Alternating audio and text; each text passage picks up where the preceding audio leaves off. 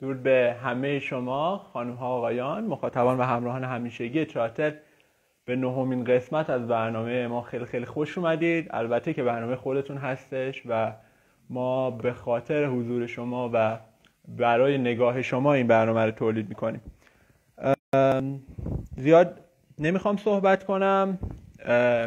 تجربه نشون داده هرچی که من اینجا در مورد مهمونمون میگم، مهمونمون 2 دقیقه بعدش خودش میاد و تکرار میکنه. پس نیازی نمیبینم این بار در مورد کاپیتان بهرامی بخوام چیزی بگم. بسیار سخن شیوایی دارن، از زبان خود ایشون بشنویم بهتر خواهد بود. فقط چند تا نکته. این برنامه به دلیل پیام‌های بسیار دوستان عزیزمون در شرکت‌های هلیکوپتری تهیه شده.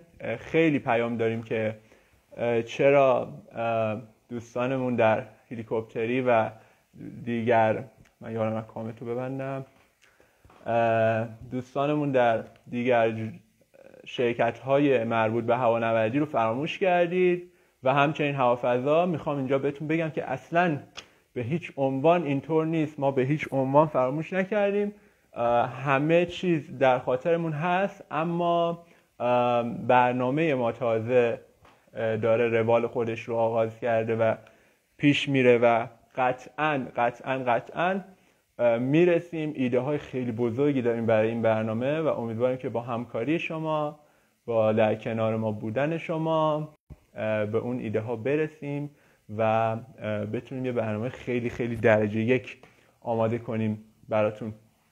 بیشتر نمیخوام صحبت کنم. کاپیتان بهرامی یکی از خلبانان درجه 1 هلیکوپتر در ایران و همچنین هواپیما، و حالا ایشون بهتر میتونن در این مورد برای ما صحبت کنن و بگن که تفاوت‌های هواپیما و هلیکوپتر چیه و اینکه چه. بله، کاپیتان تو لایو هم هستن الحمدلله. در مورد شرکت‌های کشور، کاپیتان یه اکسپت اگر بدید انشالله میایید بالا با هم صحبتمون رو آغاز کنیم. دیکلاین کردیم.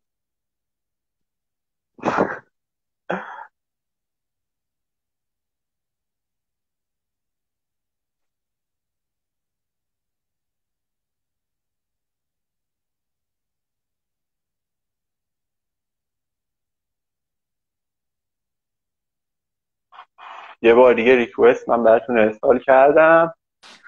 منتظر. بله، من در خدمت شما هستم. صدای بنده رو دارید الان؟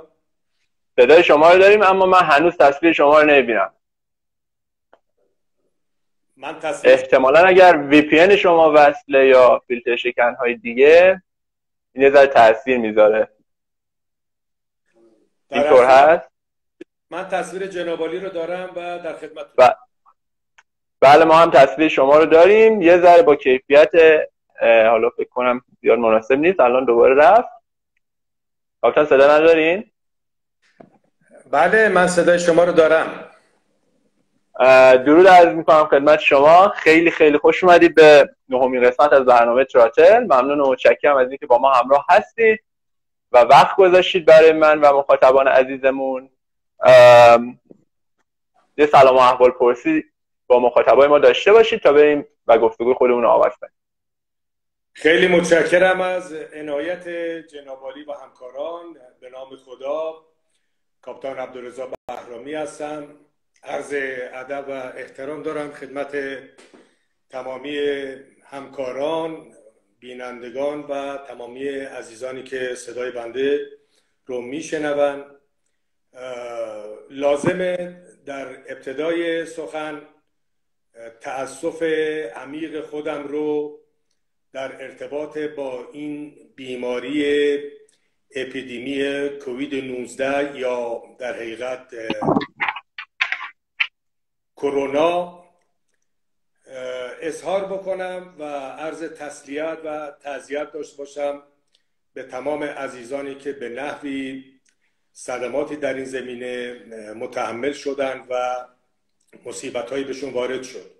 امیدوار هستم با رعایت حداقل اصولی که ما رو میتوانه محافظت کنه از این بیماری، بتوانیم شرایطی رو ایجاد بکنیم که تلفات ما به حداقل برسه و به فضل خدا به درجه از آرامش و سلامت برسیم که این بیماری ریشه‌کن بشه.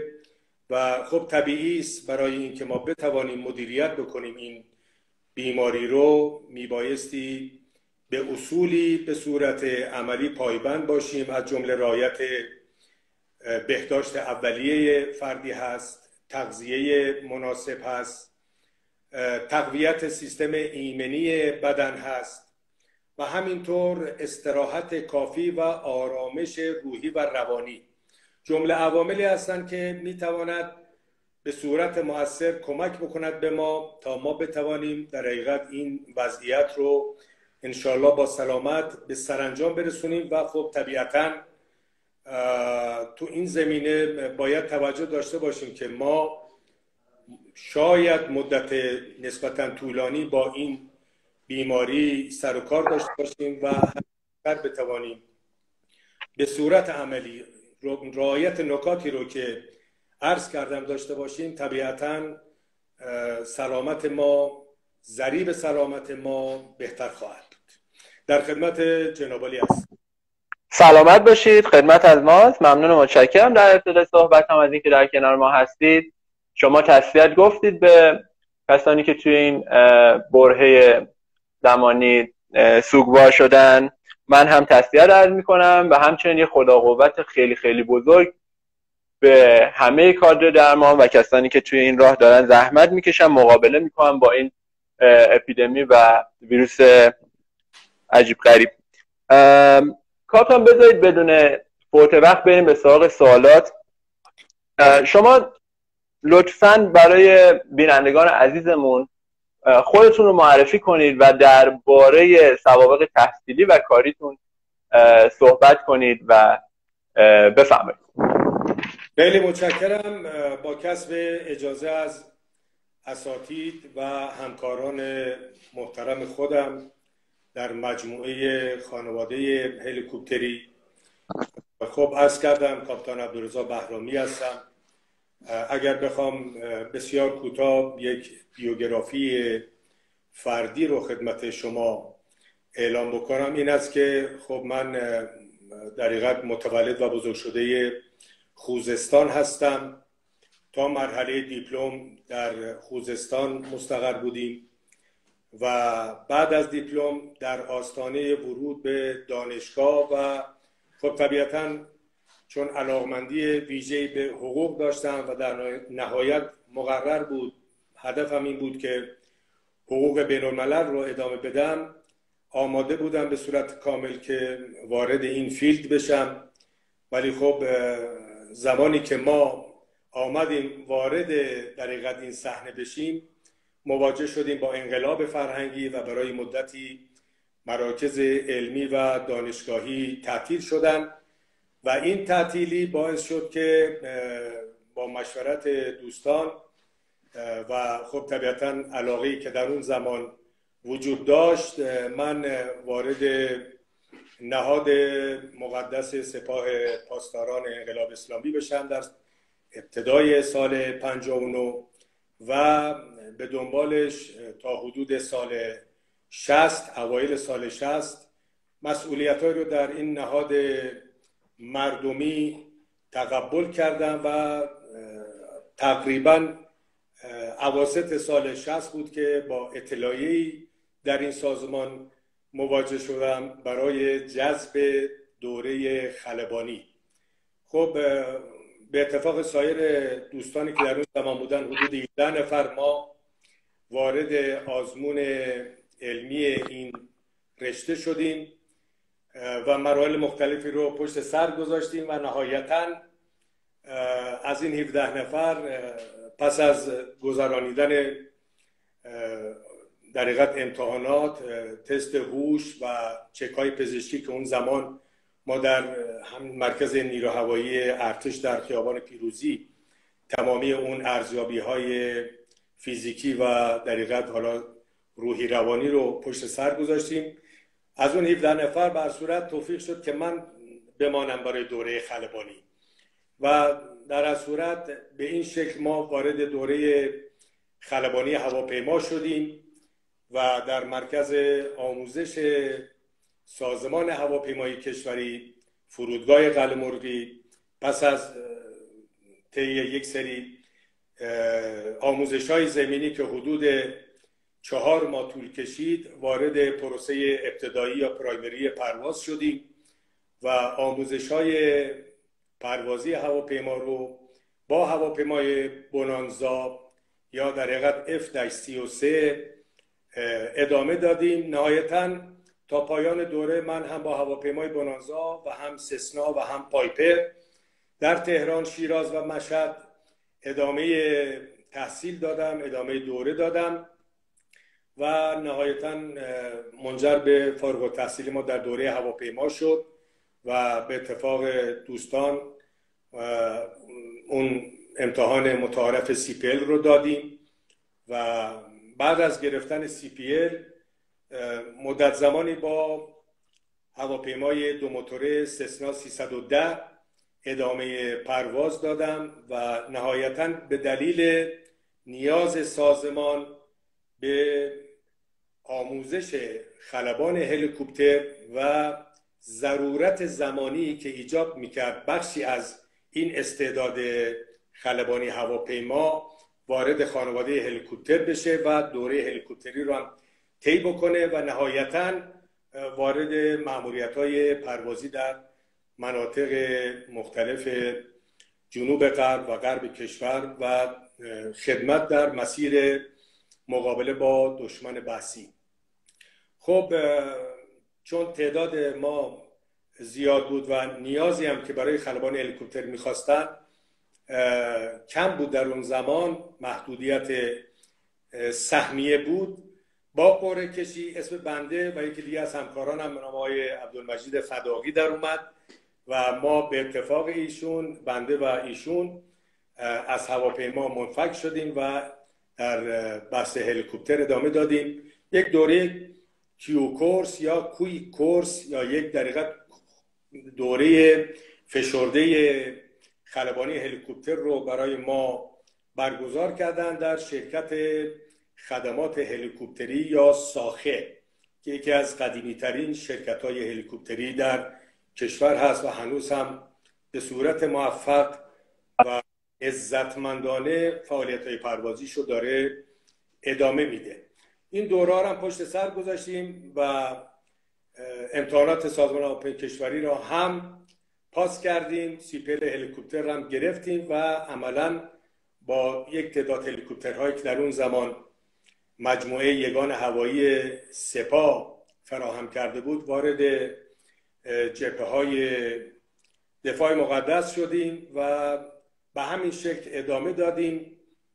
حضورمون در کنار برادران عزیز ارتشی که خب در اون زمان بخش عمده‌ای از فعالیت‌های پروازی در اشکال گوناگون رو دوستان و همکاران ما در هوانیروز، هوادریا و نیروی انتظامی انجام میدادند و ما حقیقتاً با توجه به اینکه استعداد پروازی بسیار محدودی داشتیم خیلی حضورمون از نگاه کمی چشمگیر نبود و ما در کنار این عزیزان و در ارتباط با فعالیت‌های پروازی که در منطقه صورت می‌گرفت توانستیم در حقیقت در عملیات‌های شرکت بکنیم و باز به دنبال اون این شرایط ادامه پیدا کرد در عملیات‌های گوناگون، چه به صورت پروازی و چه به صورت مسئولیتی. ما در خدمت عزیزان بودیم و بله.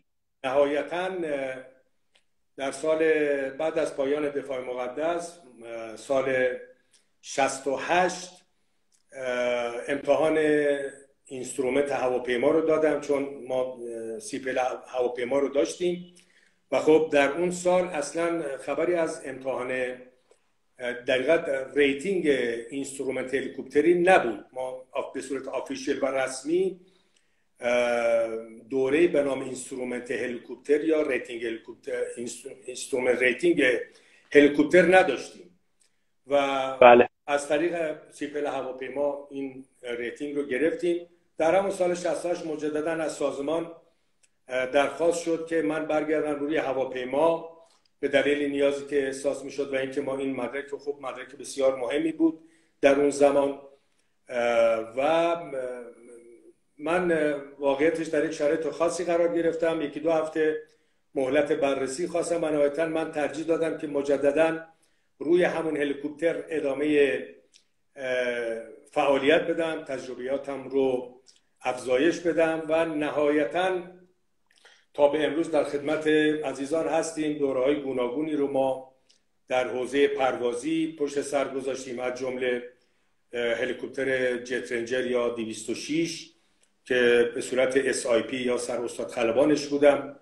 توفیق داشتم دوستان و همکاران قابل توجهی رو آموزش پروازی بیسیک بدم و بعد از اون چون ما بنده و جناب آقای فداقی CPL هلیکوپتر داشتیم از طریق شرکت خدمات هلیکوپتر یا همون ساخه، از سال وارد حوزه پروازی سیویل یا تجاری هم شدیم و در حوزه جغرافیایی خلیج فارس همزمان که در سپاه خدمت می‌کردیم در ساخه هم با هلیکوپتر 212 ادامه خدمت دادیم. عمدتاً ایستگاه پروازی ما جزیره لاوان بود و حوزه نفتی که ما در اطراف امارات داشتیم در خلیج فارس. بله. بعد سپاه خب امکانات پروازیش رو ارتقا داد. هلیکوپترهای بسیار خوب و توانمند میل 171 رو خریداری کردن و در این رابطه ما دورهای این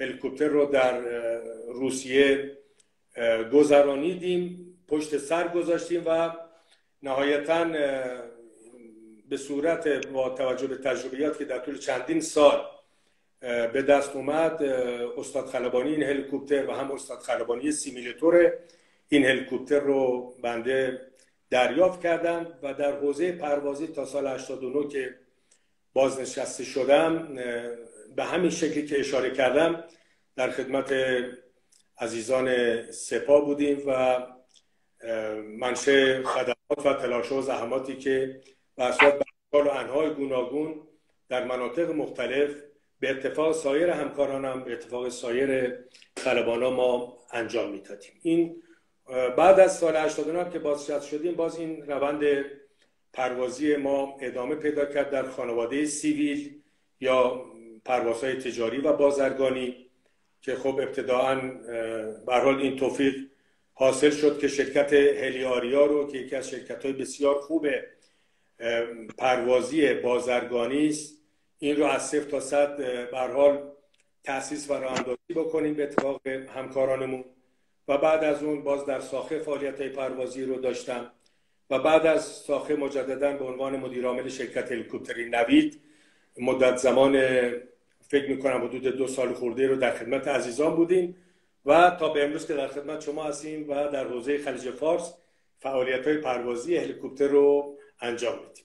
این خیلی تلاش کردم خلاصه و مجمل در خدمت ممنونم ازتون که خیلی خلاصه گفتید کاپتان، یه 15 دقیقه‌ای شد. ممنونم. مثلا یه نکته رو من بگم، یه چند نفر به من پیام دادن که فقط صدای شما رو دارن و تصویر شما رو نمیبینن.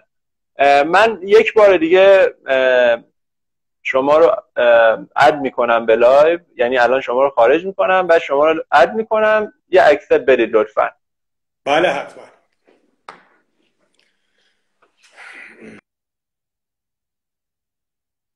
بله مخاطبین عزیز ما میدونید که از این علامت سوال، این لوگو علامت سوال این کنار میتونید سوالات خودتون رو بپرسید، فقط من میبینم و اگر توی سوالات خودم نبود و وقت اضافه بیاد حتما میپرسم، چرا که نه. خوشحال میشیم شما رو هم در امر سوالات در کنار خودمون داشته باشیم. کاپتان رو من یه بار دیگه اد کنم به لایو، چون چند نفر بهمون پیام دادن و گفتن که فقط صدای کاپتان میومد و تصویرشون قطع و بس میشد. حالا امیدوارم این بار بله اد بشه. کاپتان شما من شما رو تصویر شما رو دارم. خب حالا برای من دوباره قطع شد. نداره، من صدای شما رو دارم. میریم جلو اینجوری. حالا یه سری هم باز پیام میدن که تصویر اوکی بوده، مشکلی نیست اصلا. میریم جلو. کاپتان، یه سوالی ما همیشه از همه مهمون‌ها میپرسیم و اون اینه که چجوری به هوانوردی علاقمند شدید، که شما ضمن صحبت‌هاتون اشاره کردید و نحوه ورودتون به بخش هوانوردی رو هم یادآور شدید. پس از این گذر میکنم، بریم به پروسه دریافت مدرک خلبانی هلیکوپتر رو هم که گفتید. ولی من یه سوالی که دارم اینه که چه تفاوتی با خلبانی داره، خلبانی هلیکوپتر و خلبانی هواپیما منظورم هستش؟ بله، همونطوری که خود جناب عالی حتما استحضار دارید و توضیحش این است که کلیه علومی که برای هوانوردی مورد نیاز هست به دو بخش تقسیم میشه. یه بخش در حقیقت عمومی یا جنرال هست که فرقی نمیکنه چه خلبان هواپیما باشی چه خلبان هلیکوپتر، مثل هواشناسی، مثل مقررات و سابجکت های دیگه یا موضوعات دیگری که در این رابطه مطرح هست.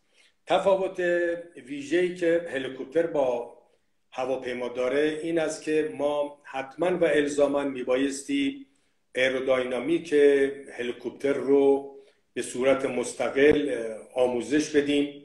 سیستم های هلیکوپتری به ویژه سیستم های پروازی یا در حقیقت اون فرامین هلیکوپتر تا حدود زیادی متفاوت هست با هواپیما و در اون رابطه هم میبایستی ما در حقیقت این آموزش های تئوری رو به عزیزانی که میخواهند روی هلیکوپتر ادامه فعالیت بدن منتقل بکنیم. در حوزه در حقیقت پروازهای با ارتفاع کوتاه، خب ما معمولا با پدیده های جوی متفاوت هستیم. در کوهستان شرایط خاص خودش رو داره، روی دریا شرایط خاص خودش داره. تفاوت ها عمدتاً این مطالبی است که عرض کردم و آنچه که قابل توجه است به علوم کلی یکیه، منتها تفاوتی که هلیکوپتر داره همین یک دو سه آیتمی است که خدمت شما اشاره شد. خیلی ممنونم. کاپتان، تاریخچه ورود هلیکوپتر به کشور رو برامون بگید و چی شد که صنعت هلیکوپتری در کشور ما شروع به کار کرد و پیدایش کرد و حالا سوال بعدی رو بعدم میپرسم. بفهم. بله، در خدمت شما هستیم. همونجوری که باز باید اشاره بکنم، عمده این اطلاعات در سایت های گوناگون موجود و قابل دستیابی است. اما ولی از زبان شما شنیدن یک بله حتما بهتر هستش قطعا. اینطوره و من سعی میکنم که مجمل این اطلاعات رو و این تاریخچه رو خدمتون ارائه بکنم. خب ما اگر بخوایم یه نگاه کلی بندازیم به حضور هلیکوپتر در داخل کشور میتوانیم از ابتدای دهه 40 خورشیدی شروع بکنیم که سیستم نظامی ما با عقد قراردادی که با غربی ها به عمل برد تعداد 12 تا 15 فروند هلیکوپتر H-43 یا کامان رو خریداری کردن و این هلیکوپترها در هلوش سال 45 وارد کشور شد و این در حقیقت سنگ بنای هلیکوپتری نظامی در داخل کشور بود و به دنبالش باز قراردادی رو در همون دهه 40 با ایتالیایی‌ها بستن. تعداد هلیکوپتر آگوستا بل 205 و 206 خریداری شد که عمدتاً مأموریت این هلیکوپترها در مقوله آموزش، در مقوله شناسایی، در مقوله جابجایی و ترابری سبک و مأموریت‌های عمومی هلیکوپتر مورد استفاده قرار می گرفتن. اما دهه 50 در حقیقت اوج عقد قراردادهای مربوط به خرید هلیکوپتر و سیستم های پشتیبانی از هلیکوپتر بود، به شکلی که ما زمانی که به سال 57 و انقلاب اسلامی میرسیم مواجه میشویم با حجم انبوهی از وسایل پرنده بسیار پیشرفته و مدرن در اشکال گوناگون، در تایپ‌های گوناگون، که برآوردی که به عمل اومده در همون دوران تا حدود سال 60 ما سومین قدرت هلیکوپتری دنیا از نگاه کمیت یا تعداد وسایل پرنده هلیکوپتری بودیم. به همین دلیل در مصاحبه‌ای که صورت گرفت یکی از این خبرنگارای غربی سوال میکنه که خب کشوری مثل ایران چرا میبایستی این همه چند صد فروند هلیکوپتر در تایپ‌های مختلف و با مأموریت‌های متفاوت تهیه بکنه؟ پاسخی که برای این پرسش مطرح بود این است که خب کشور ما از وسعت جغرافیایی قابل توجهی برخورداره. 1,648,000 کیلومتر مربع مساحت کشور ماست و طبیعت این مساحت متفاوت و متنوع است. یعنی ما بخش اعظمی کوهستان داریم، بخش اعظمی جنگل داریم، بخش اعظمی کویر داریم، بخش اعظمی دریا در شمال و جنوب کشور داریم و این گستردگی و تنوع ایجاب میکرد که ما پتانسیل هلیکوپتریمون رو در یک نگاه بلند مدت به صورت مناسب ببینیم و خب طبیعی است که در مقاطع مختلف زمانی چه قبل از شروع دفاع مقدس و هم بعد از دفاع مقدس این وسیله پرنده منشأ خدمات متنوع، شایسته و برجسته‌ای بوده. دیگر دلیلی که در ارتباط با این حجم انبوه وسایل پرنده هلیکوپتری قابل توجه بود تهدیدهای امنیتی و در حقیقت دفاعی بود که در اطراف کشور ما به ویژه در بخش جنوب غرب، در بخش جنوب و همینطور در اون زمان ما در حوزه شمال کشور هم تهدیدهای جدی داشتیم که اینها رو در حقیقت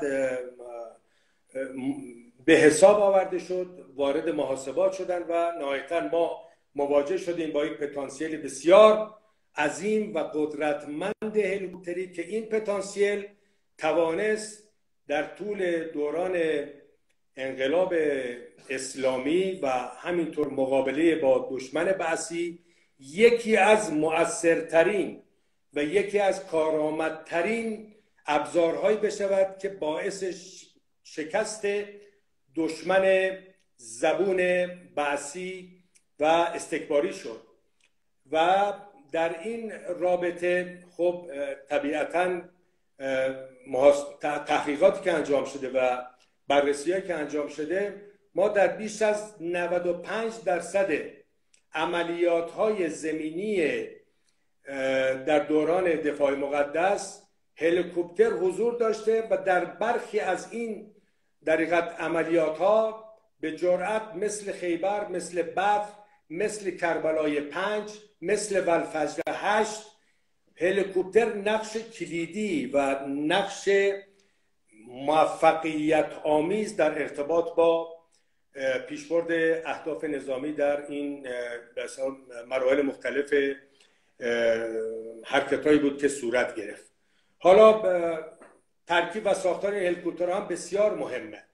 یعنی طراحی به شکلی بود که ما بتوانیم در حقیقت دو مجموعه دریاییمون رو، خلیج فارس و هم دریای خزر رو پوشش بدیم، طبیعت در حقیقت غیر آبی خشکی خودمون رو پوشش بدیم و برای این منظور یگانه‌هایی در حوزه دریا تشکیل شد به نام یگان هوادریا که عمدتاً در بندرعباس و بوشهر هلیکوپترهای بسیار پیشرفته غربی در حقیقت مستقر و همینطور در حوزه زمینی هم پایگاه‌های گوناگونی در حقیقت پیش بینی شد و ساخته شد، راه اندازی شد و قصه رازها. اگر فرصت اجازه میده در این ارتباط مطالب قابل توجه است که عرض بکنم. در غیر این صورت این خلاصه است. یعنی ما الان علیرغم اینکه در طول دوران دفاع مقدس هم با رشادت و با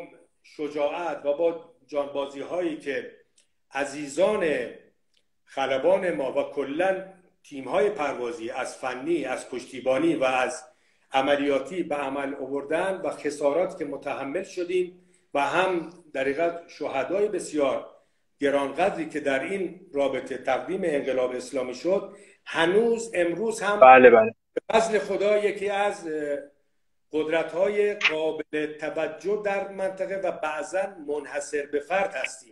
این را بسیار از احاد جامعه ما اطلاع ندارند و خوبه که ما بتوانیم نه در این برنامه‌ای که صرفاً خیلی محدود و گزارش، بلکه واقعاً فرهنگی ایجاد بکنیم که هم در حقیقت خدمات، رشادت‌ها و جانبازی‌های عزیزان این خانواده به درستی منعکس بشه که متاسفانه تا به امروز نشده و هم در حقیقت کارایی و قابلیت‌های بسیار قوی و بسیار مؤثر هلیکوپتری رو هم ما بتوانیم معرفی بکنیم. کاپتان، من میخوام از شما اجازه بگیرم که این بحث خیلی خیلی طولانی و که خیلی هم به نظر تخصصی تر هستش رو بذاریم برای برنامه دیگه و یک حالا جای دیگه که به نظرم بازخورد بهتری بگیریم ازش. این سوالات من همه ذره زیاد هست و به نظرم سوالای خوبی داریم، یعنی اینها هم میتونه دغدغه باشه و صحبت توی این بحث هم میتونه کمک بکنه به جامعه هلیکوپتری، صنعت هوانوردی و هلیکوپتریمون و حالا مردمی که دارن نگاه میکنن، بینندگان عزیزمون، میتونه براشون جذابتر باشه. نظر شما چیه؟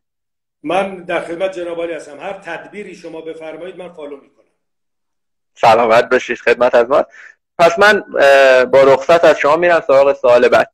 2 تا سوال رو در یک سوال میپرسم و خب از شما هم میخوام با توجه به محدودیت زمانی که وجود داره برای گفتگوها یه ذره سریعتر به ما جواب رو بگید که ممنون میشم. کاپتان، در مورد هلیکوپترهای موجود در ناوگان حال حاضر شرکت‌های هلیکوپتریمون برامون بگید و اینکه وضعیت ناوگان به چه شکله، سن ناوگان در چه عددی محدود هست و اینکه چه انتظاری از ناوگان میشه داشت، امیدی داشته باشیم به این ناوگان یا نه؟ منظور جناب عالی ناوگان سیویل یا تجاری و بازرگانی است یا غیر از اون؟ با توجه به اینکه رسالت همیشگی ما صحبت در زمینه سیویل بوده یا هوانوردی تجاری و خب این لوگویی که پشت سر این پشت سر من میبینید کن نیوز و اختصار عبارت سیویل ایوییشن نیوز نتورک هستش، اگر لطف بکنید و از تجارب خودتون در بخش هوانوردی تجاری برای ما بگید ممنون میشم. خیلی متشکرم. چشم. تاریخچه هلیکوپتری سیویل یا همون تجاری و بازرگانی باز خوشبختانه از همون دهه 40 خورشیدی شروع میشه و از سال 1345 2 شرکت خارجی، شراینر هلندی و بریستو انگلیسی وارد کشور شدند با تعداد محدودی هلیکوپترهای آلوت 2 و آلوت 3 فرانسوی و در حقیقت آغاز فعالیت‌های هلیکوپتری تجاری از این سال و با حضور این 2 شرکت خارجی شروع شد و مأموریت اینها هم عمدتاً در مناطق جنوب و در ارتباط با فعالیت‌های نفتی بوده.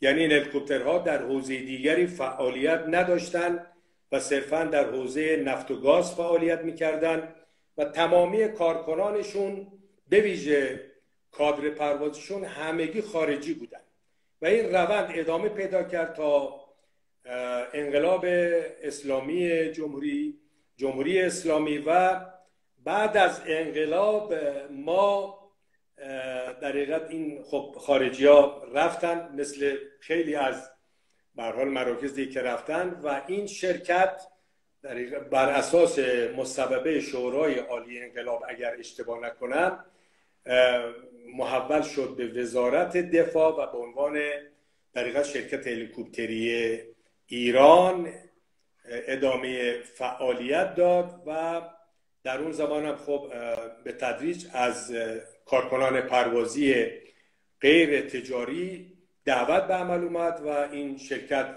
ادامه فعالیت رو بر عهده گرفت و تا به امروز داره فعالیت بازرگانیش رو ادامه میده. یکی از قدیمی ترین و قوی ترین و با تجربه ترین شرکت های هلیکوپتری سیویل هلیکوپتری ایران هست، شرکت هلیکوپتری ایران هست.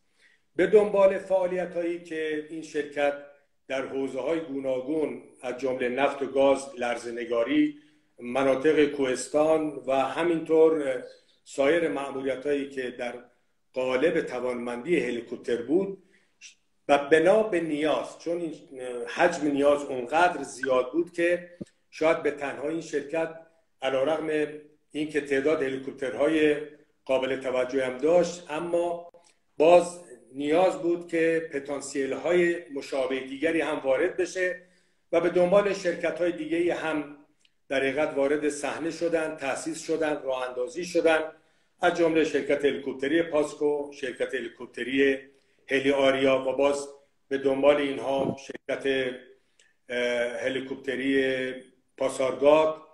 و ما در منهای این 4-5 تا شرکت سیویل 2 شرکت بسیار خوب و با ارزش دیگه هم داریم که عمدتاً در مقوله آمبولانس هوایی و خدمات امدادرسانی فعالیت میکنن، که یکی شرکت هلیکوپتری نوید هست که در حقیقت سهام 100% متعلق به جمعیت هلال احمر جمهوری اسلامی است و باز این شرکت هم یکی از قدیمی ترین شرکت های هلیکوپتری است و سالیان سال در مسیر خدمت به مردم در شرایط اضطراری، حالا سیل بوده، زلزله بوده، آتش سوزی بوده و سایر نیازمندی ها، شرکت نوید با توجه به قابلیت های بسیار خوبی که در خودش داشت و اخیراً که عرض میکنم 7-8 سال شاید 12 ساله که هلیکوپتر بسیار قوی رو وارد سیستمش کرده، به شکلی که ما در ارتفاعات بسیار بالای 10,000 پا هم ما میتوانیم عملیات امداد و نجات رو انجام بدیم. از ویژگی های بسیار خوبی که این شرکت نوید داره جناب آقای موسوی، بحث کادر پروازی و فنی بسیار خوبی است که داره، عزیزانی که هم در حقیقت از تخصص بسیار خوب و هم از تعهد بسیار بالا برخوردار هستن. خود بنده در دوره‌ای که مدیریت عامل این شرکت رو بر عهده داشتم، واقعیت مطلب اینه که بارها و بارها شاهد از خودگذشتگی و ایثار این عزیزان بودم در حوزه‌های گوناگون. من نمیخوام صرفاً هلیکوپتری رو در مجموعه خلبان خلاصه بکنم. وقتی صحبت از هلیکوپتر میکنیم، از اون عزیزی که سرویس خدمات عمومی چای میده و نظافت انجام میده تا مراحل بالاتر و تا کادر بسیار عزیز و ارزشمند فنی و تا خلبان، همه در حقیقت در یک زنجیر قرار میگیرن به صورت حلقه تا ما بتوانیم مأموریتی رو انجام بدیم. لذا شرکت نوید رو هم در حقیقت ما نباید ازش غافل بشیم و باید عنایت ویژه در حقش بشه. اخیراً یکی از بهترین عزیزانمون رو در این شرکت به نام آقای وحید، کاپیتان وحید، که از مؤسسین این مجموعه هلیکوپتری هلال احمر بود از قدیم، ایشون رو متاسفانه از دست دادیم و ایشون یکی از افرادی بود که در زمینه‌های گوناگون خدمات بسیار برجسته‌ای به خانواده هلیکوپتری امداد هوایی کرده بودند. بعد از روحشون شاد باشه. انشالله همه عزیزانی که در این مسیر گام برداشتن و جان فدا کردن روحشون در آرامش باشه که هست. انشالله. عرض کنم در کنار این شرکت ما حدود 3.5-4 ساله که شرکت آوا سلامت رو هم که زیر مجموعه اورژانس هست، اورژانس کشور هست، این شرکت هم به حمدالله با پتانسیل بسیار خوبی تشکیل شده. تعداد هلیکوپترهای مناسبی رو در مرحله اول راه اندازی پیش بینی کردن، خرید کردن و در حال حاضر مشغول خدمات پروازی هستن در اقصا نقاط این جغرافیا. و خب در مقاطعی هم که ما وارد شرایط بحرانی میشیم، حالا بلایای طبیعی هر چیزی که هست، این دو شرکت در خط مقدم و بقیه عزیزان هم به دنبال اینها فعالیت‌های گوناگون رو انجام میدن. اگر مایل هستید من وارد این شرکت ها بشم و در حقیقت یک به یک ایستگاه‌های پروازی، خدماتی که انجام میدن، نوع مأموریت ها رو خدمت بینندگان محترم عرض بکنم. خب تا من اجازه میخوام این قسمت از گفتگومون رو هم محول کنیم به اون گفتگوی طولانی تری که قرار هست داشته باشیم انشاءالله.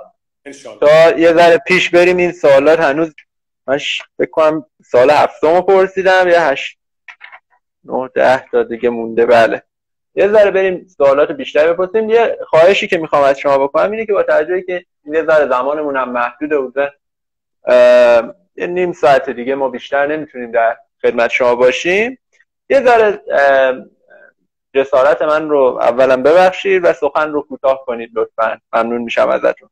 در خدمت شما هستم. اونقدر ناگفتها زیاده که واقعا این اشتیاق هست که ما هرچی بیشتر بتونیم این خدمات رو و این قابلیت ها رو و این در حقیقت مجاهدت هایی که در این خانواده صورت گرفته رو به عزیزان منتقل بکنیم.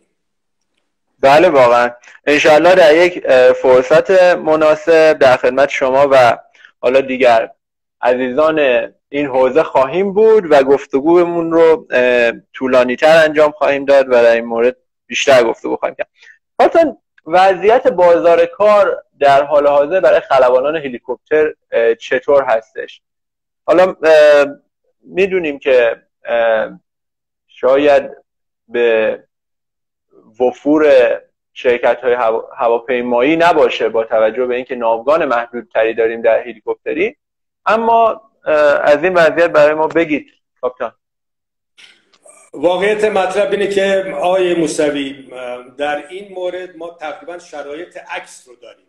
الان تعداد قابل توجهی از جوانهای با استعداد ما که همگی لایسنس های مربوطه رو گرفتن و اصطلاحاً لایسنس هولدر هستن در مقوله هواپیما استنبای هستن و درگیر با کار فعالیت نشدن به دلیلی که بازار جذب نیروی انسانی در حوزه هواپیما اشباع شده و وسایل پرنده‌ای که وجود داره عملاً دارن فعالیتاشون انجام میدن. اما به جرئت به جنابعالی و عزیزانی که در حقیقت بیننده ما هستن اعلام میکنم که امروز یک نفر خلبان هلیکوپتر لایسنس هولدر بیکار نیست و اگر ما در این مسیر با فردی مواجه بشویم که CPL و اینسترومنت هواپیما داشته باشه و ترجیحاً تایپ پروازی هم داشته باشه در مقوله این هلیکوپترهایی که ما داریم مثل 212 مثل 412 و سایر تایپ‌هایی که هست، شاید یک روزم در حقیقت رها نشه و ما امروز به خلبان اکسپرت هلیکوپتر نیاز داریم و چون مأموریت‌های بسیار پیچیده‌ایه، مأموریت‌ها از سطح تخصصی بسیار بالا برخورداره و خب نیاز هست که افراد از حداقل تجارب لازم در این زمینه برخوردار باشن. ولی تا اونجایی که بنده اطلاع دارم و این اطلاعات تقریبا معتبر هست، یک نفر خلبان لایسنس هولدر هلیکوپتر در کشور ما بیکار نیست. خدا رو شکر. چه عجب که در یک بخشی یک همچین اتفاقی افتاده. اما این نکته رو من بگم یعنی بینندگان عزیزمون فکر نکنید که الان هزینه های مربوط به خلبانی هلیکوپتر به شدت بالاست. یعنی اون رقمی که مد نظر منه و شاید 3-4 ماه پیش من پرسیدم یه عدد خیلی عجیب غریبی بود که حالا من نمیگم، خودتون بپرسید از آموزشگاه هایی که مراکز آموزشی که آموزش میدن، ولی فکر نکنید که خیلی راحت هستش. خیلی هزینه اضافی باید پرداخت بشه تا این که شما خلبان هلیکوپتر بشید. کارتون یک مقوله‌ای وجود داره تو صنعت هوانوردی و کلاً کشور ما و اون هم مقوله‌ای هستش به اسم تحریم. واژه آشنایی که تأثیرات خودش رو بر صنعت کشور ما گذاشته. با همه کارشناسایی که ما صحبت کردیم در قسمت‌های قبلی برنامه چارتر، صحبت شده در مورد تحریم هایی که اعمال شده بر صنعت هوانوردی ما و خب تأثیرات خاص خودشون رو گذاشتن. صنعت هلیکوپتری ما چه تأثیراتی رو پذیرفته از این مقوله و اینکه در حال حاضر به چه شکلی داره پیگیری میشه، حالا بحث قطعات مورد نیاز برای هلیکوپترها یا حالا ورود هلیکوپتر و دیگر موضوعات. بله، باید خدمت جناب عالی و عزیزان اشاره بکنم که خب به صورت طبیعی و بدیهی چون هلیکوپتر تقریبا تمامی تجهیزات و لوازم و قطعات یدکیش از خارج وارد میشه، خب فشارهایی و محدودیت‌هایی در این زمینه وجود داشته. منتها به واقعیت و با صداقت تمام خدمت عزیزان اشاره بکنم که اراده‌های بسیار بزرگی هم در این راستا وجود داشته و خوشبختم این موضوع رو امروز با قاطعیت تمام و با رعایت اصول استاندارد و ایمنی پرواز اعلام بکنم که تا به الانی که در خدمت جناب عالی عزیزان هستیم، کوچکترین وقفه‌ای در روند فعالیت‌های پروازی هلیکوپتر در اشکال گوناگون ایجاد نشده. محدودیت‌هایی بوده، سختی‌هایی بوده. ما درجات ریسکمون در ارتباط با تأمین، نه در ارتباط با اجرا و فعالیت پروازی وجود داشته. هزینه ها رو به شدت بالا برده. منتها به فضل الهی و با اراده آهنینی که مردان بزرگ ما در این صنعت و در این خانواده دارند، تا به امروز ما با کوچکترین وقفه عملیاتی مواجه نبودیم و این با رعایت اون ملاحظات استاندارد و ایمنی پروازی است که معمولا دغدغه همه ماست، از بنده که خلبانم، جانم و هویتم عزیزه تا اون عزیزانی که در هلیکوپتر مستقر میشن برای جابجایی و رسیدن به مقصد. ولی این نکته را بایستی صادقانه بپذیریم که ما به روز نیستیم. به روز به این معنا که خب امروزه در دنیا هلیکوپترهای پیشرفته‌ای تولید شده، هلیکوپترهایی که قابلیت‌های بالاتری دارن و می شود اونها رو در حقیقت در فضای پروازی وارد کرد و از قابلیت‌های اونها استفاده کرد. ما از در حقیقت امکانات پروازی مدرن به روز مثال میذارم، مثل هلیکوپتر AW189 یا مثلا هلیکوپتر دافین N4. اینها برخوردار نیستیم. منتها وسایل پرنده‌ای کم در اختیار ماست، وسایل پرنده‌ای است که در نوع خودش، در جایگاه خودش پیشرفته است، قابل اعتماد هست و همینقدر که ما تمامی این مأموریت‌ها رو چه در دریا و چه در خشکی داریم انجام میدیم، با سلامت داریم انجام میدیم، با ضریب ایمنی بالا انجام داریم میدیم، تایید کننده در حقیقت این عرض بنده است و خب مدل هایی هم که ما داریم از 2008 و 2009 به بالاست. این عرضی که من کردم اون نگاه ایدئالی است که خب طبیعتاً بایستی ما داشته باشیم. به دلیل این تحریم ها وقفه‌ای ایجاد شده و امیدوار هستیم که بتوانیم در آینده بسیار نزدیک با فراست و با تدابیری که مسئولین ما در این زمینه انشاءالله اتخاذ خواهند کرد، این محدودیت ها و در حقیقت مشکلات برطرف بشه. مجددا تاکید میکنم اراده های بسیار بزرگی در خانواده هلیکوپتری مشغول فعالیت هستند که چه در داخل و چه در بیرون اون چیزی که مورد نیاز هست تهیه بکنیم و با افتخار در خدمت عزیزانی باشیم که با این وسیله جابجا میشن. بله، عالی بود توضیحاتتون، ممنونم. کاپتان، در ابتدای صحبت هاتون از حضورتون در دورانی یاد کردید که خب دوران بسیار مقدسی هستش برای کشور ما و اون هم دوران 8 ساله دفاع مقدس. اولا جا داره ما یادی کنیم از همه کسانی که آرامش امروزمون رو مدیونشون هستیم و خانواده های بزرگوارشون. و در بخش دوم من دوست دارم نقش شما رو بدونم توی اون روزگار و اینکه چه فعالیتی میکردید. لطفاً وقت رو مورد نظر قرار بدید. خیلی متشکرم.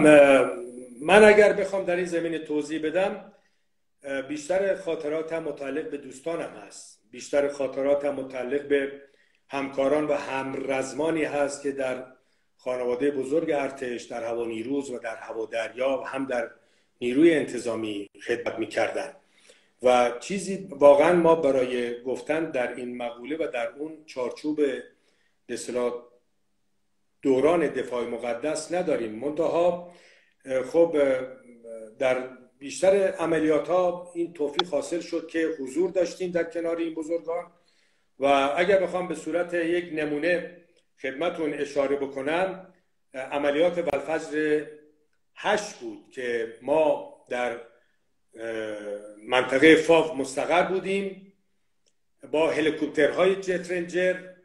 یک مأموریتی به من و همکار پروازیم جناب آقای کاپیتان حسن سهیلی داده شد که انشالله هر جایی که هستن موفق باشن.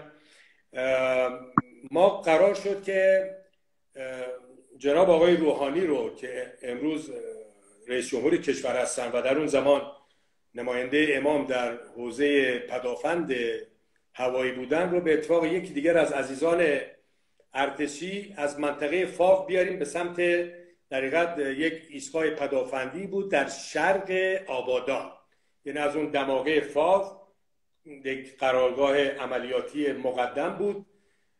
عزیزان رو ما پیکاپ کردیم، سوار کردیم به سمت شرق آبادان و اون پایگاه پدافندی که میبایستی این عزیزان پیاده میشدن.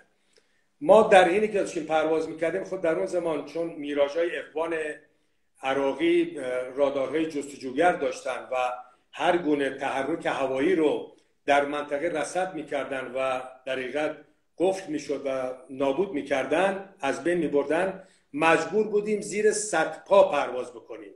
صدپا یعنی چیز حدود تقریبا 30 متر و بله. هم باید مراقب منطقه طبیعی بودیم که خوشبختانه منطقه خوزستان عمدتاً فلت هست، مسطح هست و سطح دریاست، خیلی تو این زمینه مشکل خاصی نبود. نهایتاً ما زمانی که اومدیم در پایگاه اپروچ کردیم برای نشستن، در حین نشستن بودیم که تمام پایگاه رفت زیر آتش و دود و در حقیقت حمله هوایی شد همون موقع و تنها چیزی که من تو اون مقطع یادمه این بود که این عزیزان جناب آقای روحانی و اون همکارشون، همکار نظامیشون پریدن پایین رفتن توی سنگر و ما به اتفاق همکار پروازیم آقای سهیلی هلیکوپتر رو فقط کشیدیم بالا در میون این واقعا آتش و دود و انفجارهایی که داشت صورت میگرفت و نهایتا ما در حقیقت چون برنامه نداشتیم به سمت اهواز بیایم، قرار بود که برگردیم به سمت پایگاه خودمون که بین آبادان و فاو بود. ما به دلیل سوختگیری چون سوخت ما کم اومده بود و تصمیم گرفتیم بیایم اهواز سوختگیری بکنیم و اهواز در حقیقت نزدیکتر بود و تقریبا هوا هم داشت غروب میکرد و تاریک میشد. ما زمانی که نزدیک تقریبا حدود 20 مایلی اهواز بودیم که چراغ لوفیولمون هم روشن شد و در حقیقت هوا هم داشت تاریک میشد. تنها نکته‌ای که به اهواز، فرودگاه اهواز اعلام کردیم این بود که ما میبایست هر چه سریعتر پترن ترافیک رو کراس کنیم و وارد فرودگاه بشیم مستقیم برای نشستن. ما رفتیم جناب آقای موسوی و اپروچ کردیم، در هاور بودیم که موتور هلیکوپتر رفت به دلیل سوخت کم و خب اون عملیات خاص پروازی رو، هاورینگ رو در حقیقت انجام دادیم، هاورینگ اتورتیشن رو انجام دادیم و بدون موتور ما به سلامت نشستیم که برج اعلام کرد اتفاق گفتیم نه خیلی چه اتفاق نیفته و همه چیز نرمال هست. این هم یه خاطره از دوران دفاع مقدس و خب من در خدمت جناب عالی هستم. از این موارد و در حقیقت اتفاقات برای دوستان و همکاران ما بسیار بسیار رخ داده و این برای ما یه امر عادی و طبیعیه، خیلی مطلب عجیب و غیر متعارفی نیست.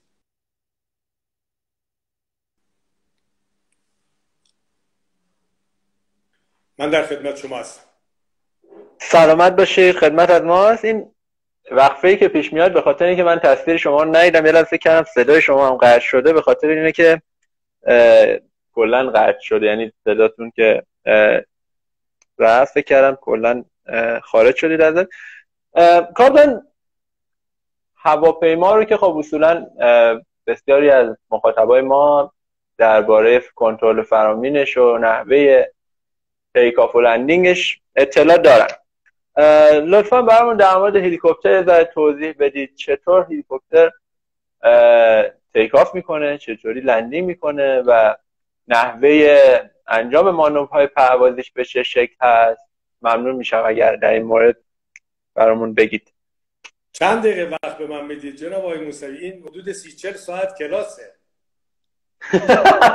نه دیگه کاپتان، یه ذره خلاصش کنید، در حد 4-5 دقیقه برامون بگید. خیلی خلاصه، نمیخوایم بیایم پرواز باهاتون کاپتان، میخوایم در حد همین که آشنا باشیم. چشم. ببینید، ما برای اینکه وسیله پرنده هلیکوپتر رو به پرواز در بیاریم نیاز به در حقیقت امکانات و نیاز به یک نیروهایی داریم که میبایستی اینها جمع بشود تا این هلیکوپتر بتواند از زمین کنده بشه و مأموریت پروازیش رو به دلخواه خلبان انجام بده. ما در هلیکوپتر یک سری در حقیقت مانورهای به اضافه و یا علاوه بر مانورهای متعارف داریم. مثلا در هلیکوپتر شما میتوانی در یه ارتفاعی عملیات ایستایی یا هاورینگ رو انجام بدی که خب در هواپیما این امکان پذیر نیست. هواپیما به یک حداقل سرعتی که میرسه به واماندگی یا به استال میرسه و در حقیقت از کنترل خارج میشه، اما هلیکوپتر این قابلیت رو داره که به صورت نقطه‌ای نشست برخاست کنه. به همین دلیل در انواع مأموریت‌های مربوط به جنگل، مربوط به کوهستان، مربوط به در دریا، در سکوها، در حتی نقاطی که شیب داره، این وسیله پرنده میبایستی قابل باشه به دلخواه خلبان مانور مورد نظر رو انجام بده. برای اینکه در حقیقت این کار صورت بگیره ما از نگاه سخت افزاری به 3 نوع یا 4 نوع در حقیقت فرامین در هلیکوپتر نیاز داریم. اگر بخوایم در حقیقت به ترتیب اعلام بکنیم، یکیش اون فرمانی است که اصطلاحاً بهش کلکتیو میگن. کلکتیو مسئولیت در حقیقت بلند شدن هلیکوپتر رو از و ارتفاع گرفتن و اوجگیری و همینطور کاهش در حقیقت ارتفاع رو بر عهده داره و در حقیقت اقدام از طریق محوری که معمولا سمت چپ خلبان هست و در حقیقت اون کنترل رادها و پیچ لینک ها و در حقیقت قطعاتی که وصل میشه به ملخ اصلی هلیکوپتر صورت میگیره. فرامین اقدامات خلبان باعث میشه که این هلیکوپتر به پرواز بیاد و در حقیقت اوجگیری کنه، ارتفاع مورد نظر رو بگیره و در فعالیت بده. خب قبل از که من برم سایر فرامین رو توضیح بدم،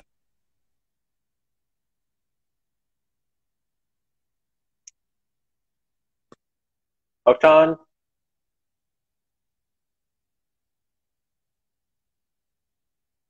آقای ملخ اصلی الان یه لحظه صدا و تصویر شما کامل قطع شد، بعد صداتون داره میاد. الان بله بفهمید. بله، عرض کردم که در کنار فرمان در حقیقت یا اون بخش کلکتیو ما در حقیقت 2 فرمان اصلی دیگه داریم. یکی سایکلیک هست که این سایکلیک در جلوی خلبان قرار در حقیقت عملیات به جلو رفتن به عقب بر عهده داره. پس یک کلکتیو شد که عملیات بلند شدن، یعنی کلا نیروی برا یا لیفت رو در حقیقت به خلبان میده، و یکی سایکلیک هست که این سایکلیک به جلو، هلیکوپتر به سمت جلو حرکت میکنه، به عقب به سمت عقب، و راست و چپ رو میتونه با این سایکلیک یا استیک چیکار بکنه؟ مدیریت بکنه. یک انتی تورک کنترل هم داریم، یا در حقیقت نیروی ضد گشتاور که به وسیله پدال ها زیر پای خلبان هست، که این پدال ها وصل به اون ملخ کوچکی که معمولا در دم هلیکوپتر وجود داره و مسئولیتش این است که نیروی گشتاور ملخ اصلی رو خنثی بکنه و در حقیقت تراستی رو ایجاد بکنه، نیروی افقی مناسب رو ایجاد بکنه تا اون پرنده در مسیری که مورد نظر و دلخواهش هست در حقیقت. در هلیکوپترهای قدیمی دسته گاز یا تراتل هلیکوپتر منوالی بود، یعنی خلبان اگر میخواست بلند بشه، چون ما برای اینکه هلیکوپتر به پرواز در بیاد به یک حداقل دور ملخی نیاز داریم که در حقیقت اصطلاحاً ما 100% RPM میگیم، Revolution per minute، و با اون حداقل دوری که ملخ اصلی هلیکوپتر میگیره میتوانیم در حقیقت فرامین رو به ملخ اصلی از طریق همین کلکتیو و سایکلیک منتقل بکنیم و هلیکوپتری که مورد نظر هست به پرواز در بیاد. طبیعتاً چون هلیکوپتر در حقیقت آویزان هست به یک دیسک بزرگی که در حقیقت اون همون مین روتور یا ملخ اصلی هلیکوپتر است، این زمانی که ملخ شروع به گردش میکنه بر اساس قانون سوم نیوتن هر عملی را عکس العملی است به اندازه و در جهت مقابل. لذا زمانی که ملخ هلیکوپتر در جهت عکس عقربه‌های ساعت میچرخه، بدنه تمایل داره که در مسیر عقربه‌های ساعت عکسش بچرخه. برای اینکه در حقیقت در طراحی ها این گونه پیش بینی شده ملخ کوچکی رو در انتهای هلیکوپتر تعبیه کردن، نصب کردن تا اینکه خطواند در حقیقت اون مقدار نیرویی که لازم هست رو ایجاد بکنه با اون پدال ها تا هلیکوپتر رو در مسیر.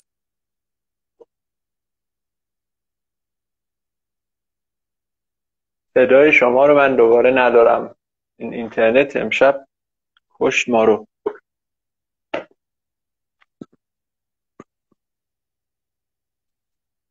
کاپتان شما قطع شدید فکر کنم کلا. بذار من یه بار دیگه داره یه سری تغییر تحولی رو میاد. کاپتان من شما رو خارج میکنم، یه بار دیگه اکسپت کنید و ورود پیدا کنید به لایو ما.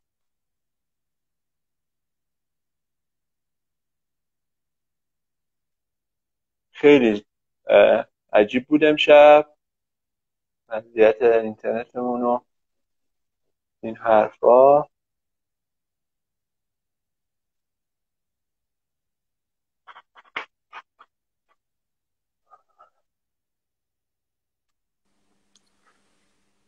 الو. بله من صدای شما رو دارم. وقت شما بخیر باشه کاپتان. نظر اینترنت داره سر ناسازگاری با ما برمیداره. لطفا این بحثی که وسطش بودیم رو یه ذره خلاصه تر جمع کنید تا اینکه بریم و گفتگومون رو پایان بدیم. من صحبتم در این زمینه تقریبا تمام شد. تا کجاش رو شما دریافت کردید؟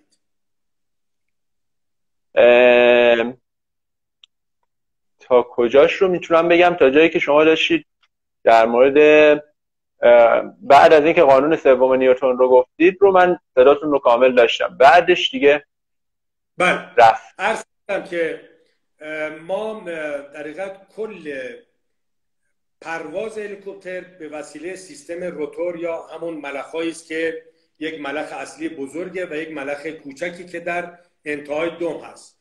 اون ملخ کوچک در حقیقت مسئولیت کنترل هلیکوپتر در مسیر و جهتی است که خلبان مورد نظرشه و در حقیقت اون نیروی رو به صورت افقی تولید میکنه که بتوانه از در حقیقت گردش هلیکوپتر به صورت ناخواسته جلوگیری بکنه که اصطلاحاً بهش تر روتور سیستم میگن و از طریق تغییراتی که روی پدال‌های هلیکوپتر خلبان با پاش روی پدال‌ها تغییراتی رو اعمال میکنه، این تغییرات به وسیله رادها و در حقیقت سیستم منتقل به اون ملخ کوچک میشه و گام اون ملخ کوچک یا پیچ اون ملخ کوچک عوض میشه و اون نیروی به اندازه رو تولید میکنه تا اینکه هلیکوپتر از چرخیدن دور خودش در حقیقت جلوگیری بکنه و به همین منظوره که اگر اون ملخ کوچک صدمه بخوره و از کار بیفته، هلیکوپتر کنترلش بسیار بسیار سخت میشه و یکی از مانورهای بسیار پیچیده و کامپلکس در بحث هلیکوپتری هست. شرح و بسط این موضوعات جناب آقای موسوی نیاز به یک بستر آموزشی مناسب داره که الان شاید به اصطلاح دیگه بیشتر از این لازم نباشه، چون ما واقعا بخوایم اگر نیروهای ایرودینامیکی که روی ملخ هلیکوپتر در هر یک دور، حالا بحث کونینگ است، بحث خدمت شما عرض کنم زوایای گوناگونی که ملخ داره، بحث نیروی گریز از مرکز، بحث سرعت بسیار زیاد نوک ملخ، سرعت بسیار کم ریشه ملخ است، طراحی خود ملخ ها و سایر امورات، اینها موضوعاتی است که نیاز به در حقیقت یک شرح کاملی داره که من فکر نمی کنم همونطوری که اشاره فرمودید در، ولی کلا ما از 3 فرمان در هلیکوپتر استفاده میکنیم. مجددا خیلی خلاصه در یک جمله: کلکتیو یا نیروی بالا برنده و پایین آورنده هلیکوپتر در قسمت سمت چپ خلبان معمولا تعبیه شده، پیش بینی شده، لوکیت شده، و هم سایکلیک است که عملیات به جلو و به عقب و به راست و چپ هلیکوپتر رو خلبان انجام میده، و اون پدالا که در حقیقت وصل به اون ملخ کوچک است برای هدایت بهتر وسیله پرنده در مسیر دلخواه. خیلی ممنونم از توضیحاتتون، واقعا لطف کردید. کاپیتان به من گفتن از دوستانمون در تیم فنی که تا 10 گفتگو رو به اتمام برسونم، پس یه چند تا سوالی که مونده رو فاکتور میگیرم و سخن پایانی شما رو بشنویم.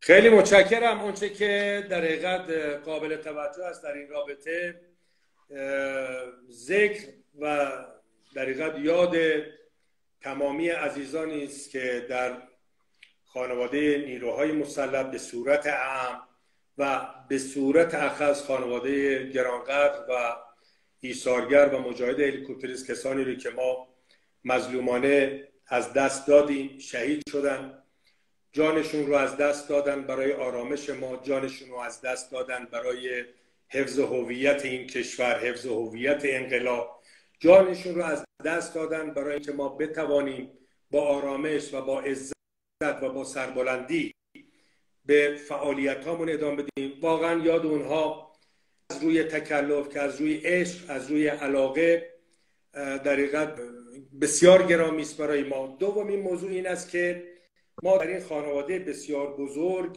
تقاضا اینه، یعنی این ایده شخصی من بسیار از همکارانی که در خدمتشون بودم، این که ما نیاز به یک نگاه استراتژیک و بنیادی داریم در خانواده هلیکوپتری.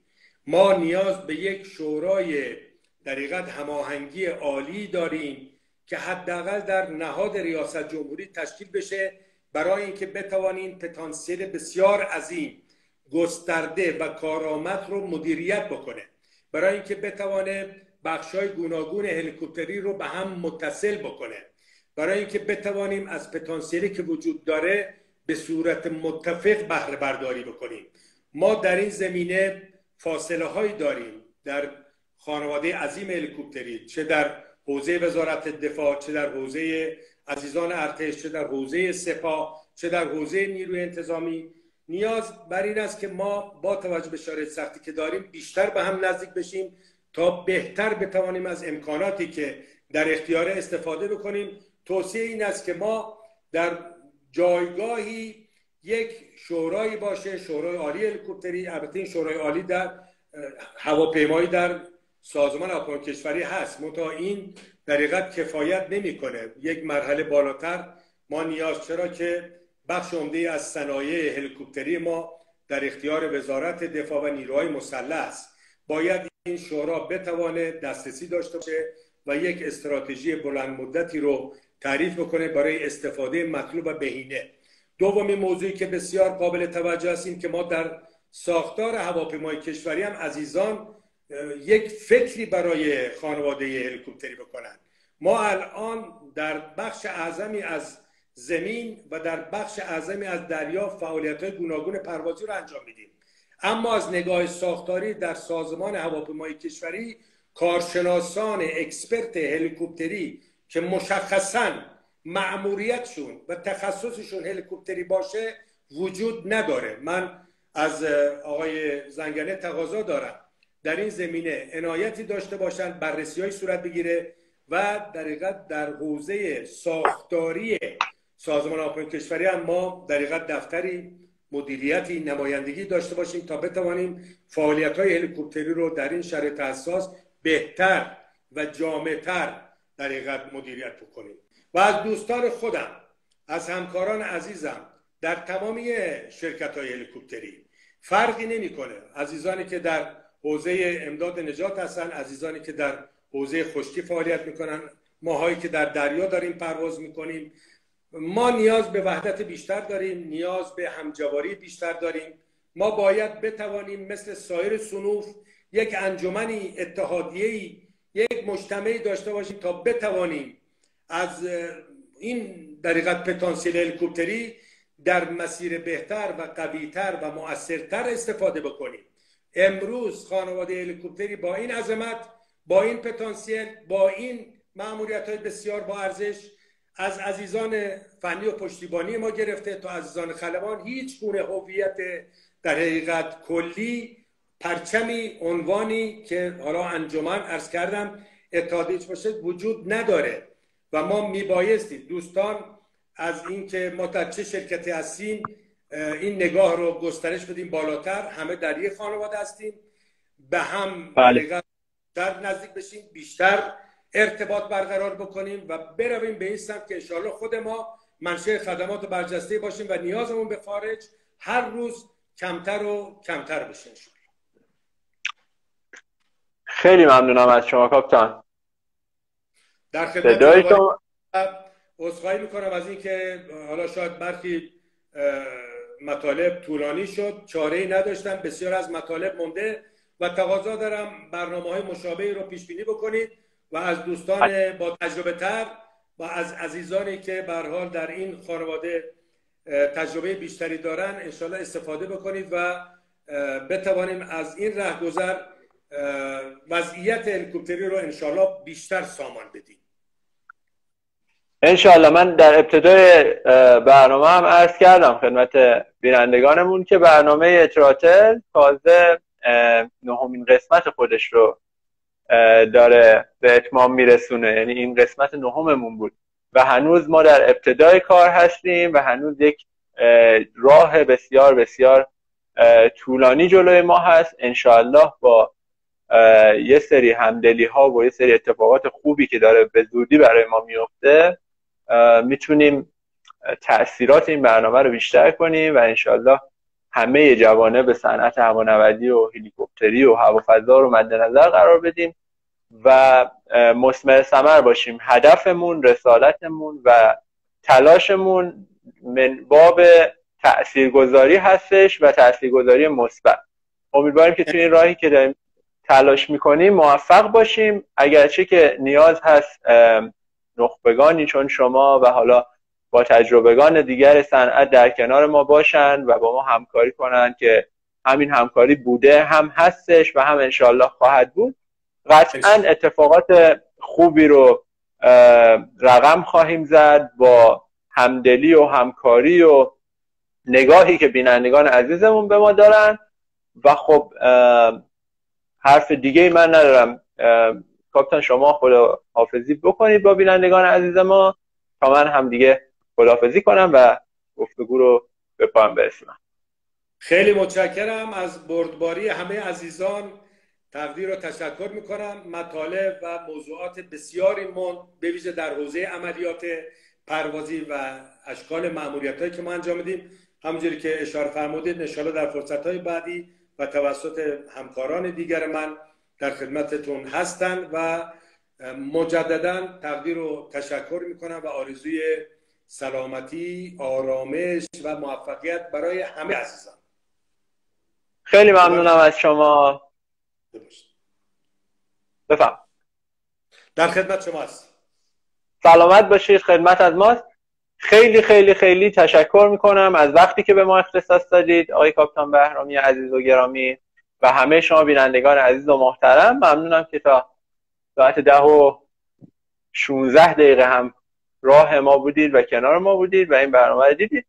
امیدوارم که مثمر ثمر بوده باشه براتون تا انشاءالله یک برنامه دیگه، یک گفتگوی دیگه و یک مهمان دیگه.